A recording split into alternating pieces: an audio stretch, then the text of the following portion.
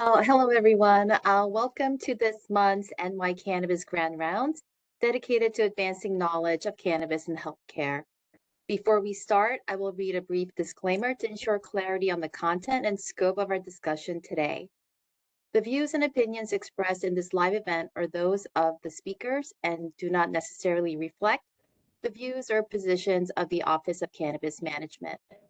The Office of Cannabis Management makes no claims, promises, or guarantees about the accuracy, completeness, or adequacy of the contents and expressly disclaims liability of the opinions expressed.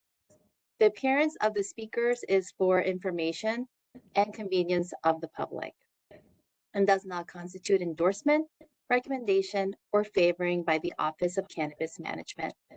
The replay of the webinar will be available on our YouTube channel within 48 hours, and the presentation slides will also be uploaded along with the replay. Today, we are honored to host Dr. Dara Huang, a distinguished expert who will be presenting recent advances and clinical considerations in cannabis use, a 2025 nephrology update coinciding with Kidney Awareness Month. Dr. Huang is one of the first physicians to certify patients for the medical use of cannabis in New York State. Dr. Dara Huang has become a trailblazer in the field, advocating for the responsible use of medical cannabis for palliative care, complex pain syndromes, and symptomatic care for patients with multiple overlapping health issues, including chronic kidney disease. She's double board certified in internal medicine and nephrology. Dr. Huang earned her combined degrees from Brown University and Brown Medical School, in addition to completing her master's medical science at Brown. She is a highly regarded authority whose expertise lies at the intersection of integrative nephrology and cannabinoid medicine. With a passion for patient care, innovative treatment approaches, and community education, Dr. Huang has emerged as a leading advocate for the complementary role of medical cannabis into conventional medical practices. From continuing medical education lectures to creating YouTube educational videos on social media, Dr. Huang teaches healthcare professionals and the general public about the responsible and compassionate use of medical cannabis. With that said, we look forward to an engaging discussion that will deepen our understanding of this important topic. Please put your questions in the chat for the question and answer portion, and please join me in welcoming Dr. Dara Huang. Hi. Thank you for the opportunity to speak today. I'm happy to share my views of being in this since the very beginning. As a nephrologist of 15 years, 10 of those involved in medical cannabis. And so, usually doctors see me as one or another. And here I have the opportunity to talk about both. But I wanted to just also note that I also started in radiation oncology at UPMC. And I was going to give a little bit of a story, but I want to get through the slides with a little bit of a delay here so that I can have everyone go home with a learning, a teaching point, a learning something to go home with, but just to give that personal perspective that that cannabis has done more for me in some ways of learning about the patients that I have, treatment solutions, and it's been an incredible journey. And I'm happy to share that with you today. Let me go to.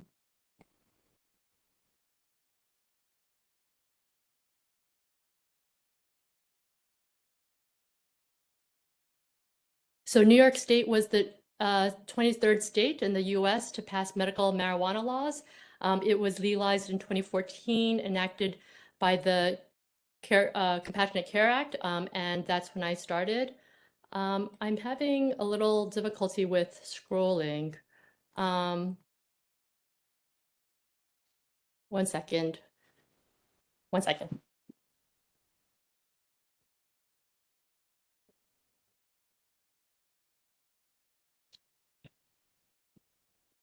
It's okay.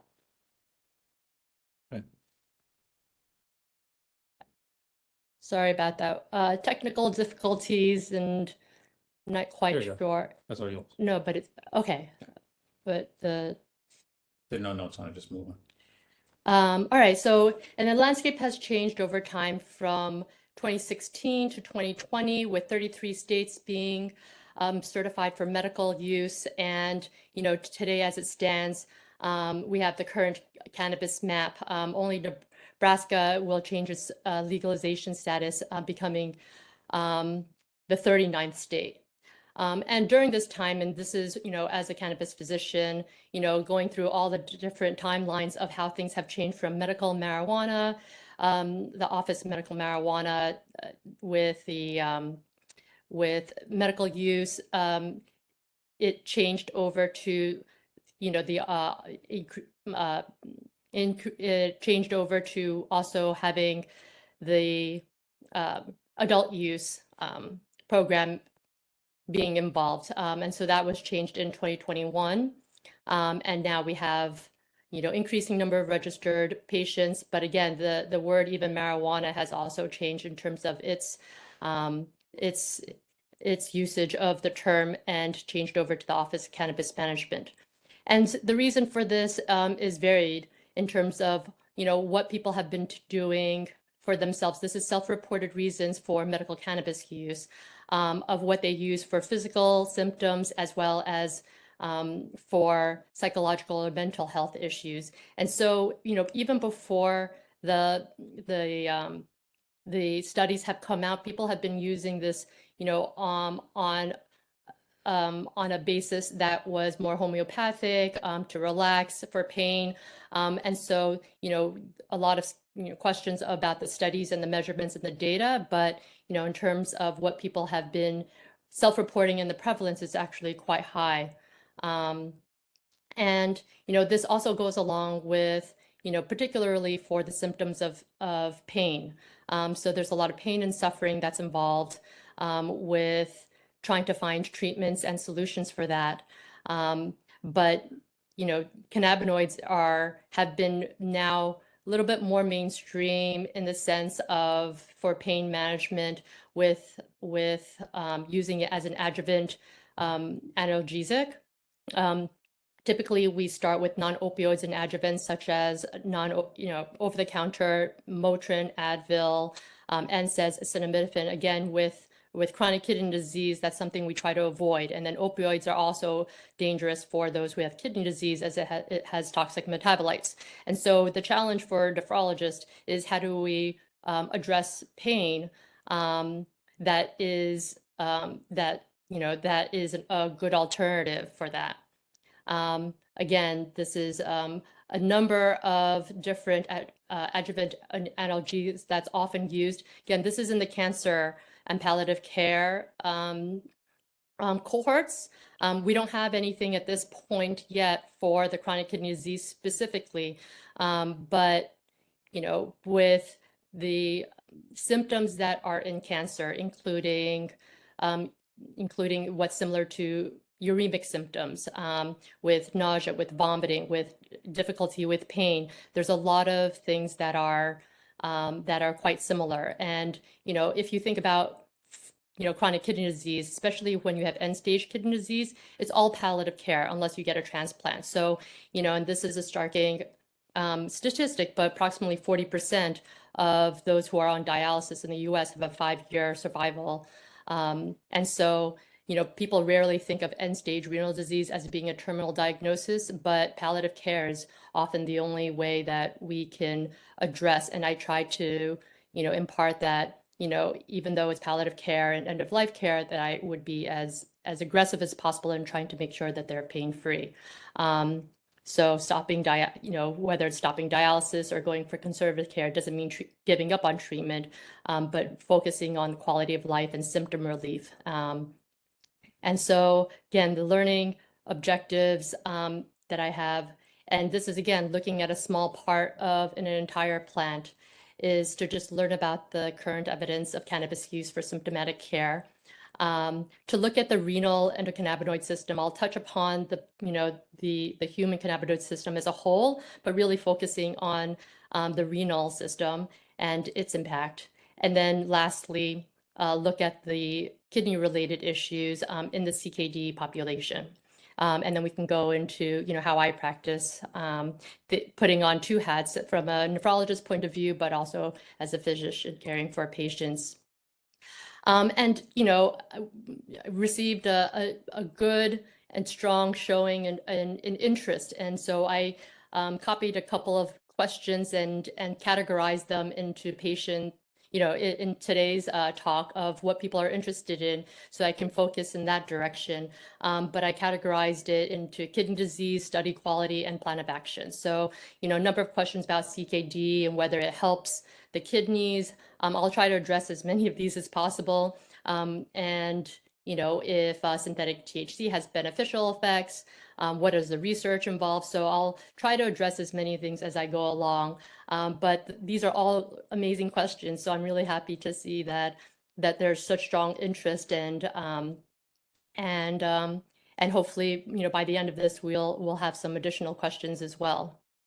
So I just wanted to start with my patient, CC, who, again, as nephrologists know, sometimes we are seeing the most complex patients. So she started with me when I was working for Lenox Hill, with polycystic kidney disease. She's has a frame of perhaps 5'3", 5'2", with 16-inch kidneys, polycystic kidney disease. And over time, trying to address not only her renal issues and being aware of pain because her kidneys are almost outsizing her abdomen, she also developed, later on as time went on with breast cancer, with pain, and and with multiple medications. We're often trying to juggle reconciling medications plus all the electrolyte disorders that may be occurring on top of the physical pain itself.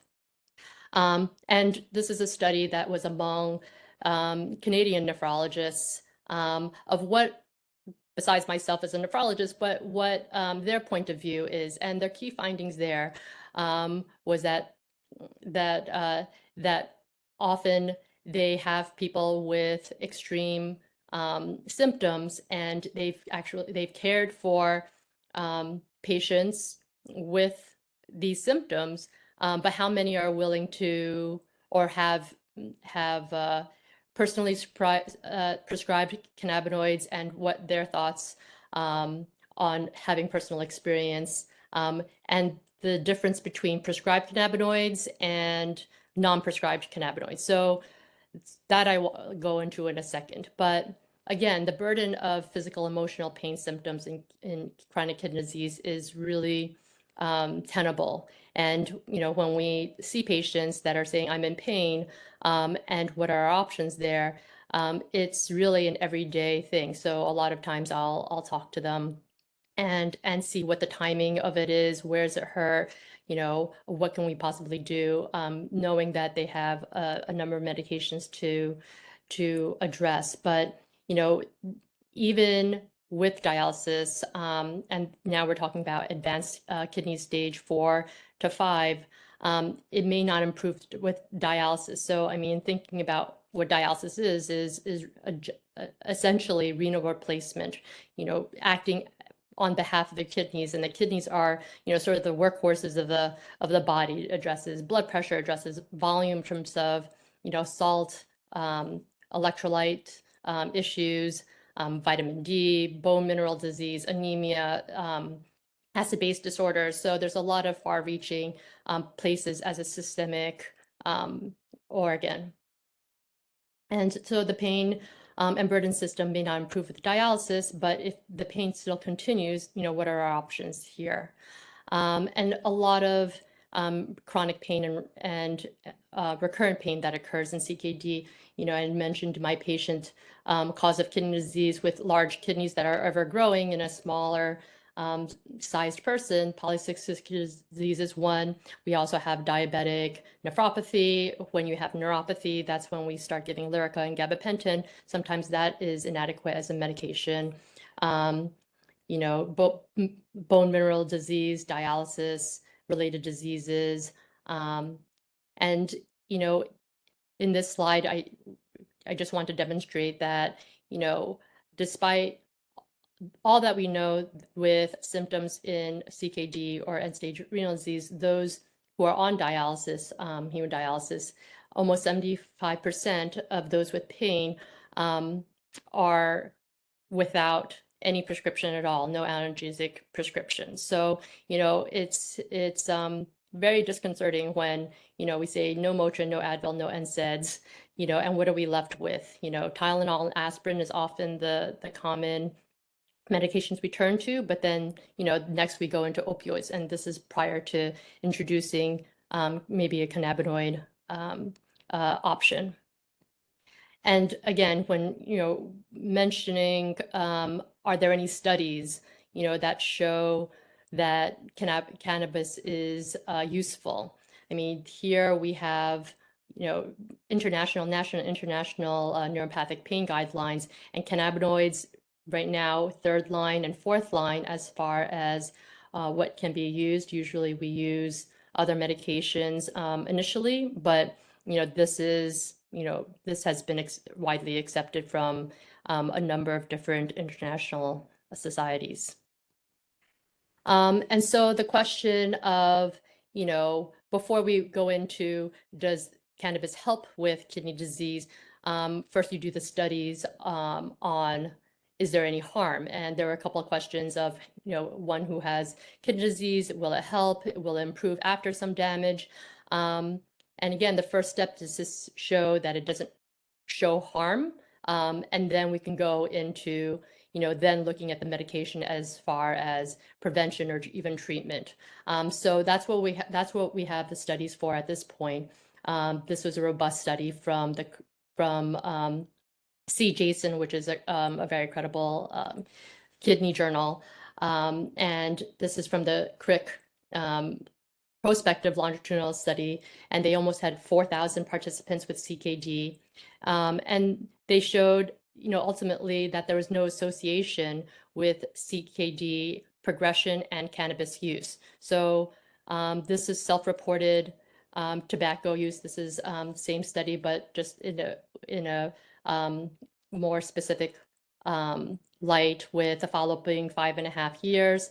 They looked at the tobacco use, self-reported tobacco use, hard illicit drug use, which include cocaine, heroin, methamphetamine, alcohol, and marijuana use, cannabis use. And they looked at CKD progression. And, if you look at the far right, it was the cannabis use that showed no statistical significance as far as toxicity or CKD progression in terms of all-cause mortality in CKD. You also didn't show any significant statistical significance with alcohol and tobacco use in CKD progression, but you had more mortality with drug use and tobacco use. And so, this is, robust study from a good journal that showed evidence of non-toxicity for CKD, but, just putting this into perspective, putting cannabis with the category of alcohol and drug use, and is already putting the light that it's something illicit, something that is unlawful. And there's also another stigma attached to this too.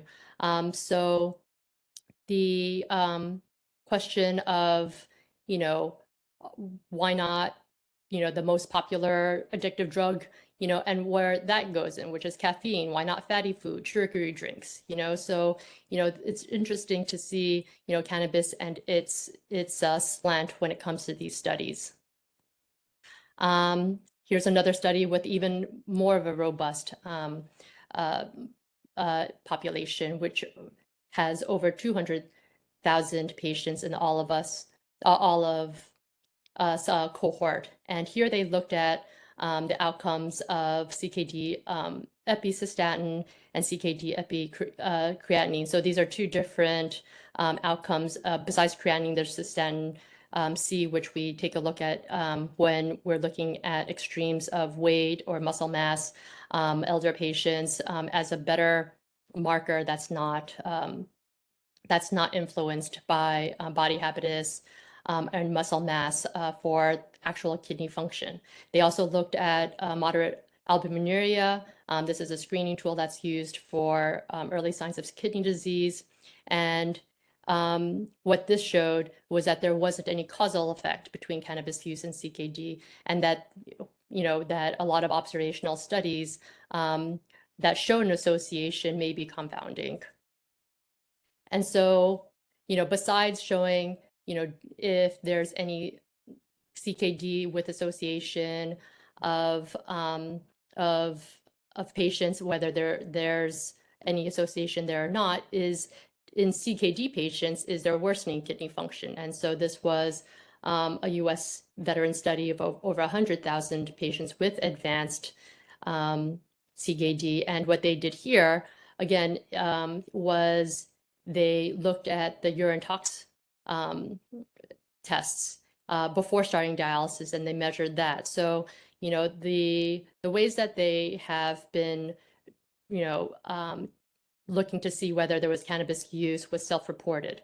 And, there's a lot of variance there. Here, they showed, they studied cannabis using urine tox screens.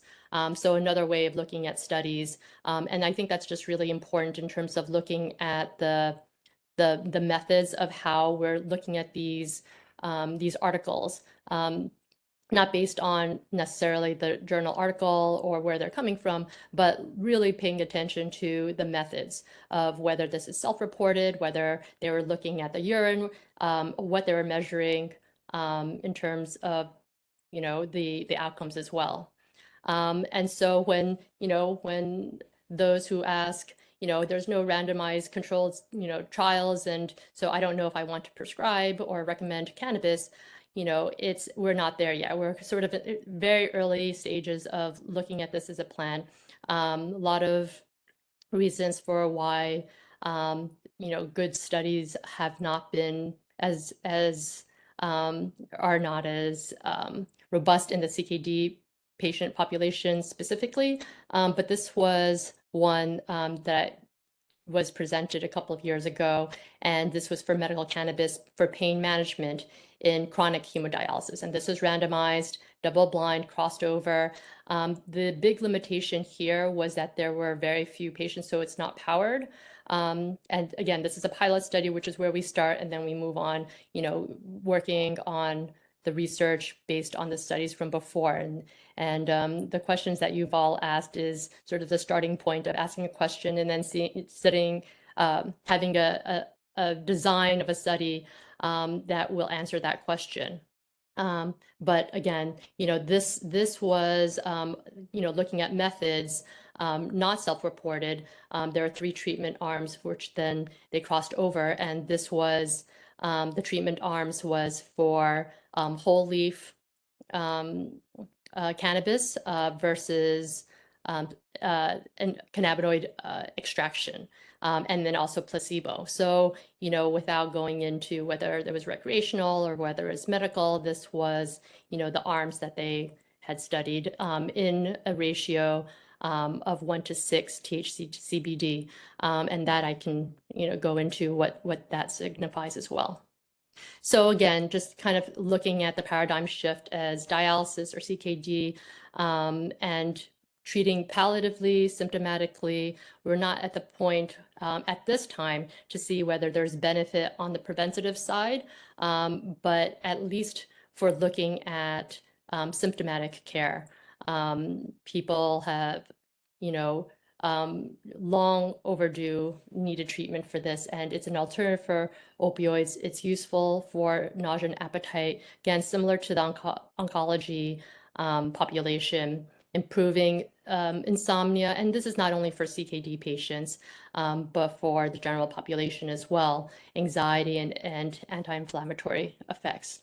So, CKD patients, often talk to their doctors, and the barriers to prescribing is that unfortunately at this point, from a nephrologist, that 20% would personally prescribe, 70 mostly will refer, and sometimes 13 will just will advise that maybe consider going to a dispensary, but the the big reason is that they would support clinical trials, but there's limited evidence and dosing uncertainties, which is true, but that doesn't stop us from doing what we can and learning as much as we can and seeing what other alternatives are out there. So again, just looking at the benefit for alleviating symptoms for kidneys and just taking a closer look at the renal endocannabinoid system and paying attention to that, because we talk a lot about the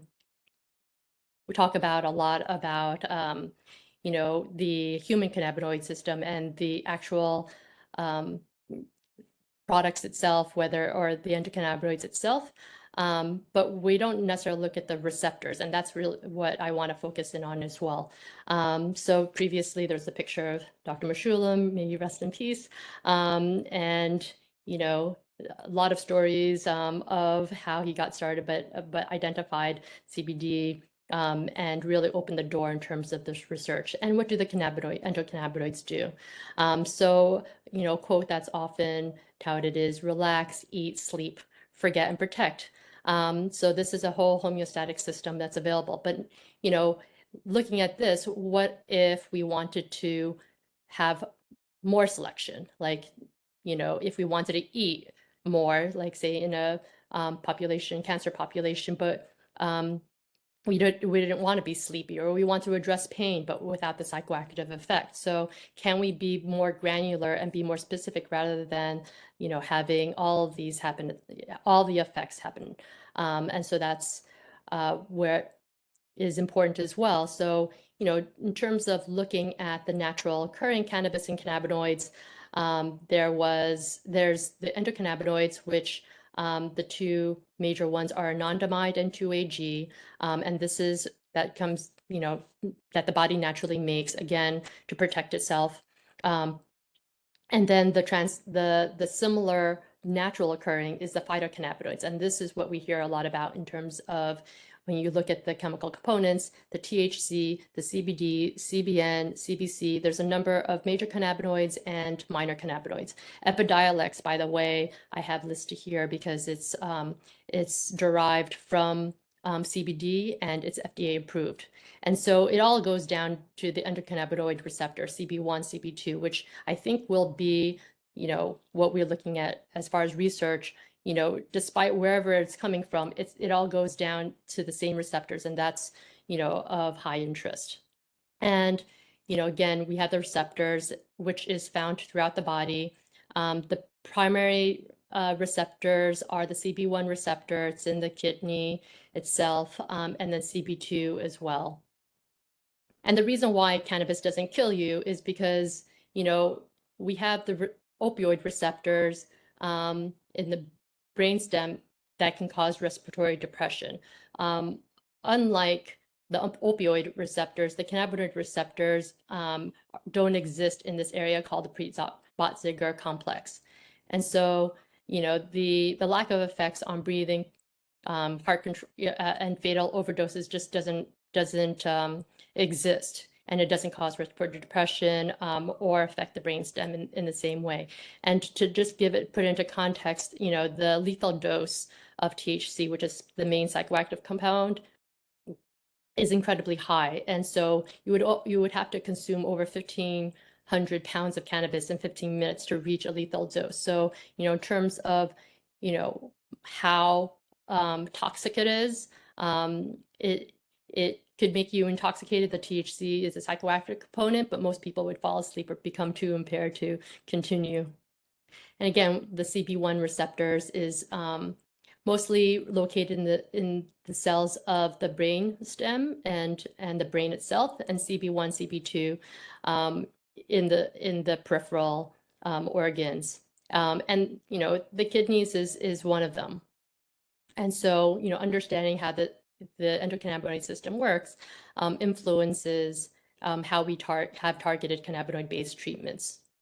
And when we overstimulate the CB1 receptor, it contributes to CBD by increasing inflammation, promoting fibrosis, which is scarring, And so the benefits of potential targets with medications is to have the inhibition of these receptors.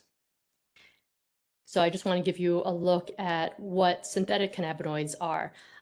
So this includes marinol, which is synthesized. And again, this includes Epidiolex, Marinol.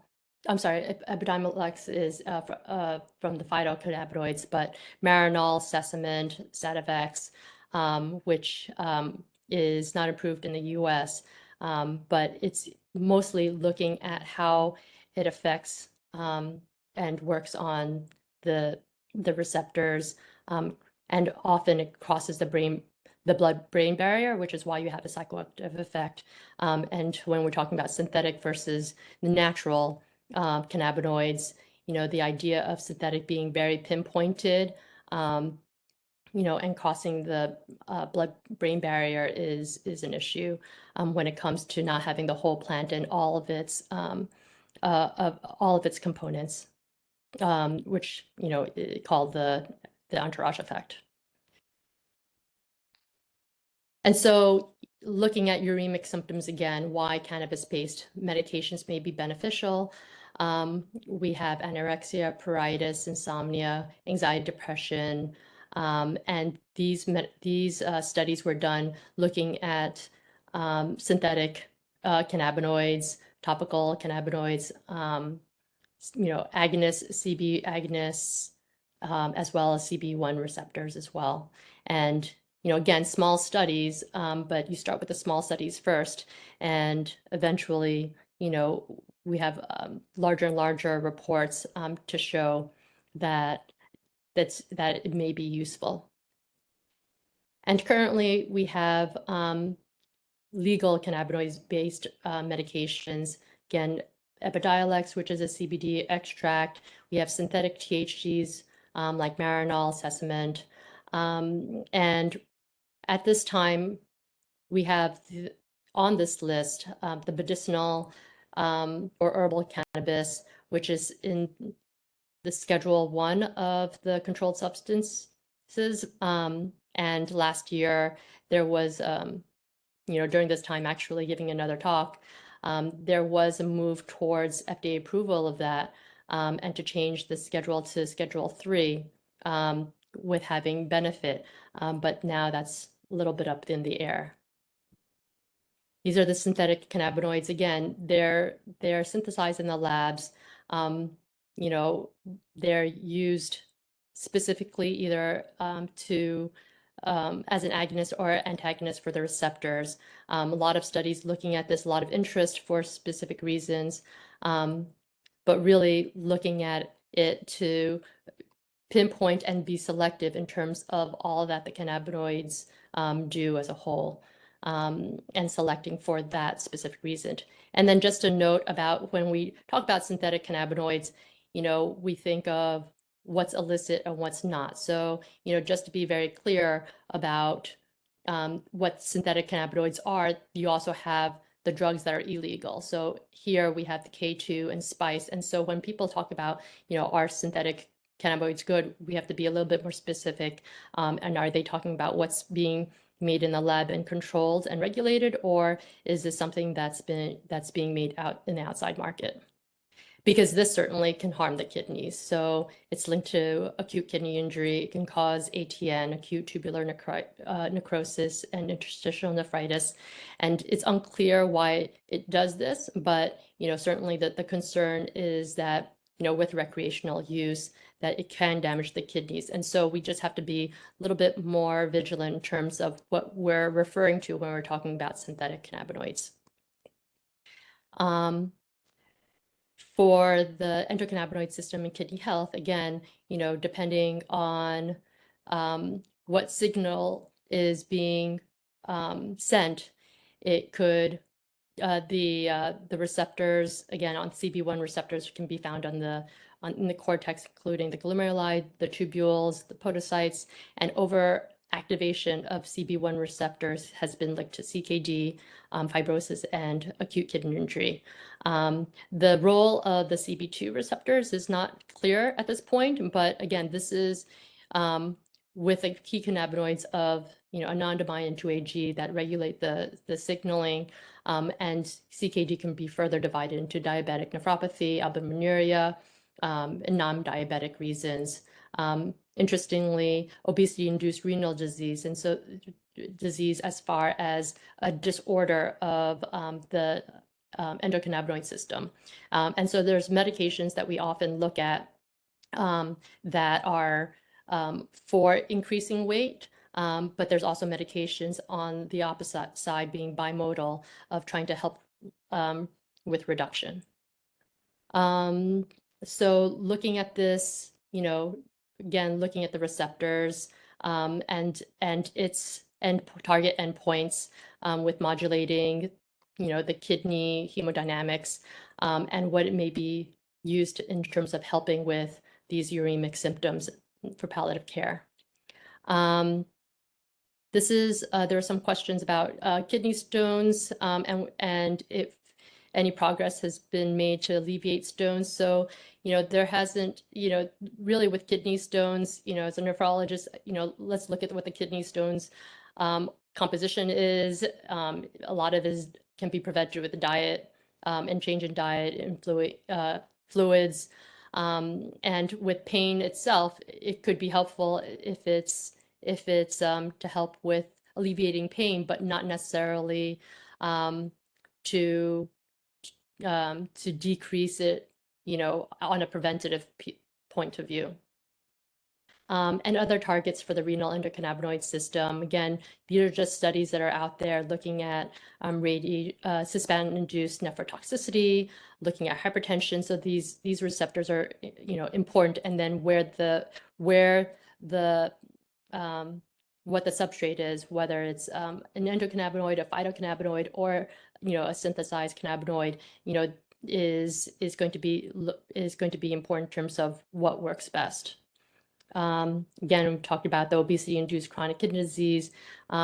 Interestingly, there was a CB1 antagonist called rimonabant, and it was used to help with obesity, and it was withdrawn because of psychiatric side effects. So now there's another medication that is in the works. It's a synthesized cannabinoid that's going to be peripherally restricted CB1 inhibitor. So that doesn't cross the blood-brain barrier and doesn't cause the psychoactive effects. But again, there's a lot of studies that are underway when looking at the CB1 antagonists and the cannabinoids. So that I think, it's ongoing and the future as well, and hopefully we'll be able to have those outcomes for you. And thirdly, just want to touch upon the clinical applications in the CKD population. And really just looking at what's right for your patients. So again, alternatives to the opioids, anxiolytics, NSAIDs, and looking at the prescription. So I take, my prescription recommendation very seriously, as nephrologists are notorious for being very particular about, looking at labs and medications. The conventional thought of going low and starting low and going slow, that's how we microdose, and then we increase as we go along to the point of effect, but not going over and having that threshold. I think, the way that I've sort of treat, with looking at symptoms really is dependent on the person. And I have altered that to starting smart and moving methodically, meaning, I'm not going to start at the lowest dose when I know that your pain is extreme, or that you're a cannabinoid experienced patient and it's not naive, or I'm looking at other medications. So just starting at the right place, that takes time to sort of feel comfortable doing, but that's really the art of medicine anyway.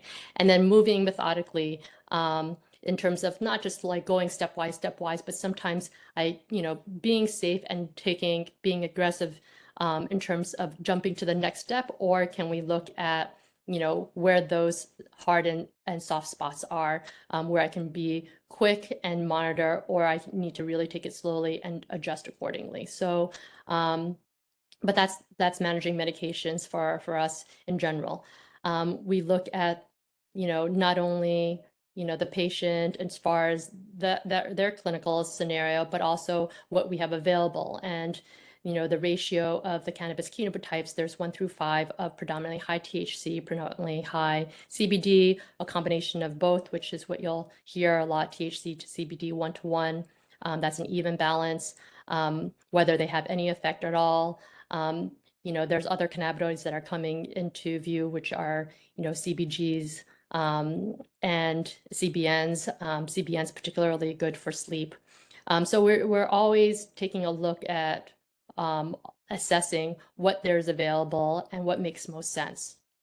And so in terms of clinical guidelines for CKD patients, take a look at the heart rate, the hypertension, reconcile meds at all times, looking at the need for opioids, can I take off medications, no NSAIDs, obviously, and then interaction with transplant, in transplant medications, immunosuppressants, the caution there with drug-to-drug interactions, and then what the most effective form, whether it's oral, sublingual, per inhalation, or topical.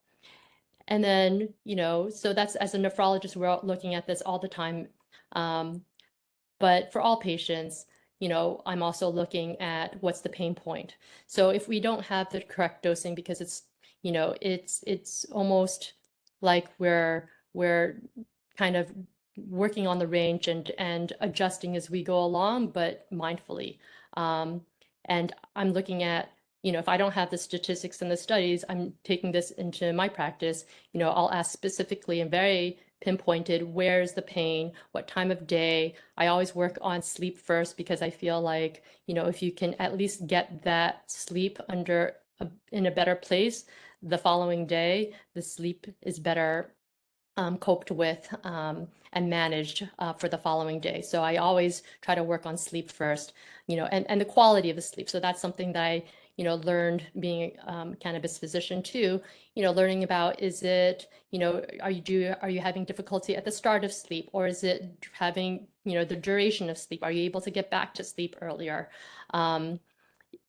Is pain waking up? So that would be a red flag of the reason why you're going to sleep. And sometimes then I put on my nephrology hat back on, and maybe you're going to the bathroom, and, and that's the reason why you're having poor sleep. So, just really assessing the entire clinical picture and following up accordingly to set realistic goals of, I want to get you out of pain as quickly as possible too, but we have to, we have to see what works, and then set the next time, okay, well, I'm going to ask what worked, what didn't work, why. If I can get the sleep down, then I can work on the daytime. Is it with activity, alleviating, triggers or aggravating triggers of whatever the complaint may be. We have factors influencing cannabis effects. And, I do want everyone to be able to get out on time, and I can go through this, with a question answer. But I will just say that there's drug-drug interactions. And yes, the slides will be shared, so you can have that. But tacrolimus as a transplant medication, that's medication that we often take a look at in the transplant population. Warfarin, Coumadin, that's one that we always, are aware of, and we can always adjust, the cannabis accordingly. Future of cannabis. So ongoing trials, just wanted to at least give you a little, little spotlight on nephrology. And, every one slide can be, I can speak an hour for. So, so I just wanted to at least introduce that there is a whole world out there, and, welcome any questions. As well when it comes to CKD, chronic kidney disease. As a nephrologist, as someone who's been, in the biz for over a decade, and how that interacts. But I wanted to highlight also not only just the THC and CBD part of things, but also looking at the receptors and the exciting advances there, and also paying attention to certain, common, um, um, misconceptions when it comes to what synthesized cannabinoids are, even what natural and whole leaf versus isolates are, in terms of, are we speaking the same language? So I thank you for your attention, and I believe that there's some questions that are going to be asked, right? Yeah. Well, thank you so much, Dr. Wang. That was a wonderful and informative presentations. I think we have time for maybe one or two questions. So I wanted to ask you this question. Like, what have you learned personally in your 10-year practice about using cannabis for patients? Like about, since 2015 to now? No, I mean, that's a loaded question. So, I mean, I've learned really, you know, that, you know, as a nephrologist, we're looking at very specific, dosing, that things, we like things in little neat boxes. We like to know what the creatinine is. We want to know what the medications are, what the doses are, and with cannabis, it's a whole different way of thinking about all the things that are involved in, caring for the patient. Um, it shows, I've learned about sleep, for example. I never really asked about sleep. Even for myself, I never really learned, how important sleep was and mental health was. Um, really paying attention to um, having compassion and humanity for this plant, in terms of what it does and how we can learn from it.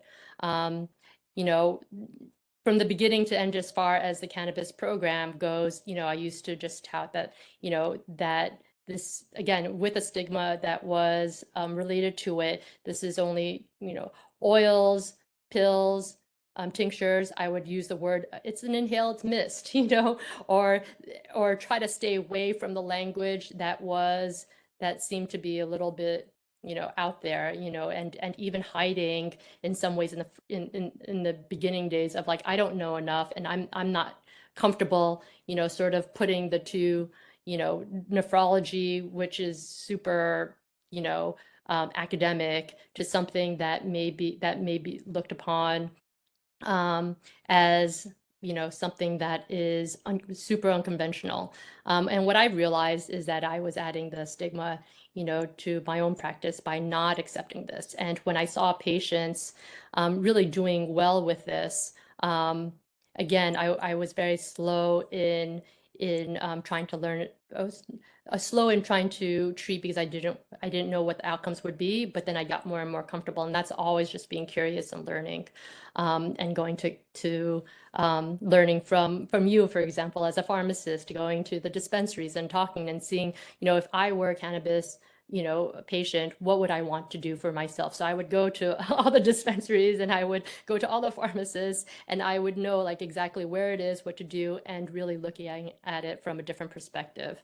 Um, you know, Now it's different with adult use and recreational, with the offerings that they have. You have edibles or gummies. I'm now feeling like I'm going on to the websites of the dispensaries and I'm shopping. I'm looking for specific cannabinoids, that may be useful, but the terminology and how it seems is very different from when we first started.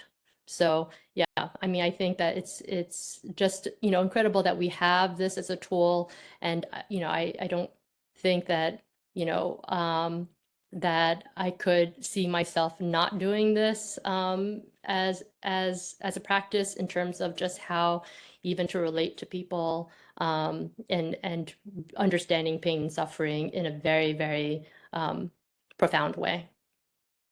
Yeah, thank you for that. I mean, you were one of the first practitioners that, that I met 10 years ago. So So I know how you feel about cannabis. And I think we're on the same page there. So there was another question which I think is also interesting because now it's 10 years out of the medical cannabis program here in New York. So Ryan wanted to know what resources are necessary to share with most doctors slash practitioners to move them to recommending or researching cannabis in some capacity. Okay, so I have a number of research references here. The slide deck will be shared. So there's good references here. It's pretty extensive.